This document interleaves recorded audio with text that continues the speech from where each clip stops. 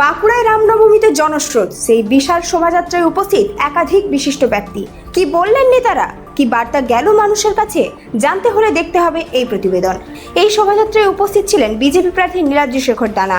রামনবমী উপলক্ষে আজকের শোভাযাত্রার প্রস্তুতি নিয়ে কি বললেন তিনি, শুনে নিন। দেখতে পাচ্ছে যে বাঁকুড়া শহর শুধু নয়, বিভিন্ন গ্রাম, প্রত্যন্ত গ্রাম থেকে গ্রামান্তর গেরুয়া ধ্বজ, অর্থাৎ ভগবান পুরুষোত্তম শ্রীরামচন্দ্রের ধ্বজ, সাথে ছত্রপতি শিবাজী আমাদের শক্তি, তার সেই শক্তি প্রদর্শিত আমাদের এই বাঁকুড়ার লাল মাটিতে আজকে একদম পুরো গেরুয়াময় হয়ে যাবে। আজকে অবাল বৃদ্ধ বনিতা, ভারত মাতার সুকন্যা থেকে শুরু করে ভারত পিতার সমস্ত আমাদের যুব ভাইয়েরা তারা আজকে রাস্তায় নেমে গেছে গেরুয়া ধ্বজ নিয়ে। চতুর্দিকে একটাই নাম, জয় শ্রীরাম, জয় শ্রীরাম।